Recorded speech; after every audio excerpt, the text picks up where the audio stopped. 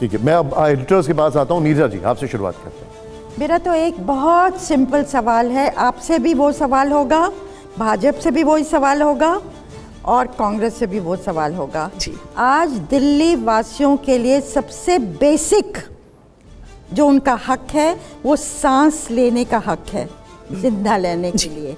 वो सांस लेना, आप में से कोई पार्टी दिल्ली की पोल्यूशन को कैसे ख़त्म करेंगे, एक्शन प्लान क्या? ये मत कहिए कि भाजपा नहीं कर रही, कोऑपरेट नहीं कर रही, कांग्रेस ये पास में नहीं किया, उससे हमें कोई मतलब नहीं है। आपका एक्शन प्लान क्या है? दिल्ली की जो पोल्यूशन है उसको आप कैसे ख़त्म करेंगी? हमारे बच्चों की ज़िंदगी जो कट शॉर्ट हो रही है वो कैसे रोका जाएगा? नीरजा जी, आप बहुत सीनियर जर्नलिस्ट हैं, हम तो बचपन से आपको देखते आए हैं एक वरिष्ठ पत्रकार के रूप में, लेकिन मैं आपको थोड़ा सा एक बात में करेक्ट करना चाहूँगी। ये प्रदूषण जो है ये सिर्फ दिल्ली में नहीं है। दिल्ली के बॉर्डर पे कोई दीवारें नहीं खड़ी हैं कि पोल्यूशन यहाँ से अंदर है और पोल्यूशन बाहर नहीं है। आज भी हम एक नोएडा के स्टूडियो में बैठे हैं। नोएडा के स्टूडियो में, यहाँ पे नोएडा की भी हवा, चाहे गाज़ियाबाद की हो, चाहे हरियाणा की हो, चाहे राजस्थान की हो, चाहे उत्तर प्रदेश की हो, पूरे उत्तरी भारत में बहुत हाई लेवल्स ऑफ पोल्यूशन हैं। पूरे एनसीआर रीजन में बहुत हाई लेवल्स ऑफ पोल्यूशन है। जब ये पोल्यूशन पंजाब, हरियाणा, राजस्थान, दिल्ली, उत्तर प्रदेश, बिहार और पटना तक ये पहुंचता है पोल्यूशन, तो हमें इस बात को सबसे पहले ये समझना पड़ेगा कि this is not a Delhi only problem.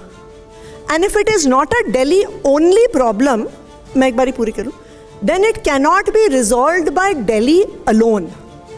जैसे मैं आपको बताती हूं कि पिछले 10 साल में दिल्ली सरकार ने पोल्यूशन को कम करने के कई कदम उठाए।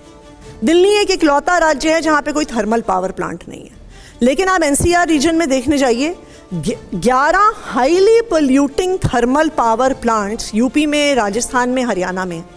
दिल्ली में एक भी ईंट का भट्टा नहीं है जो हाईली पोल्यूटिंग माना जाता है, लेकिन एनसीआर रीजन में दिल्ली के आसपास 3,500 से ज़्यादा ईंट के भट्टे हैं। दिल्ली ने अपनी बस फ्लीट को एक हाई स्पीड पे इलेक्ट्रिक बस फ्लीट में शिफ्ट किया है। आज Delhi has the second largest electric bus fleet in the whole world.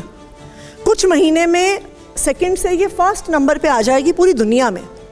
लेकिन आनंद विहार बस अड्डे का जब हम पोल्यूशन देखने जाते हैं, हमारी तो सारी बसेस इलेक्ट्रिक और सीएनजी हैं, लेकिन सड़क पार करते ही कौशाम्बी का बस स्टैंड है जहाँ पे सारी डीजल बसेस चल रही हैं। तो अगर हमें दिल्ली के पोल्यूशन को रिजॉल्व करना है, ऐसा तो नहीं होता ना कि अगर दिल्ली के आसपास पोल्यूशन हो रहा है वो दिल्ली के अंदर नहीं आता है। अगर हमें दिल्ली के पोल्यूशन को रिजॉल्व करना है, सिर्फ दिल्ली के द्वारा कदम उठाना पर्याप्त नहीं है। सब राज्यों को मिलके कदम उठाना होगा। और मैं ये मानती हूँ, देखिए, ये एक पार्टी और दूसरी पार्टी की बात नहीं है। मैं ये मानती हूँ कि केंद्र सरकार को एक स्पिरिट ऑफ कोऑपरेशन में सारे स्टेक होल्डर्स को टेबल पे लेके आना होगा।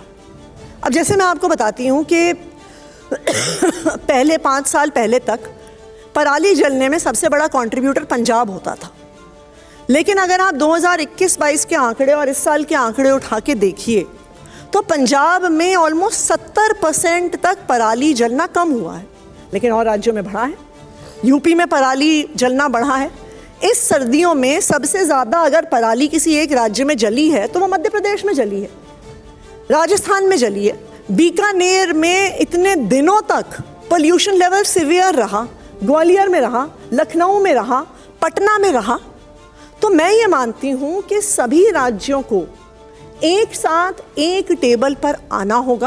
और देखिए, अगर इतने सारे राज्य इन्वॉल्व हैं तो इसमें पहल केंद्र सरकार को करनी होगी, चाहे वो किसी भी पार्टी की सरकार हो।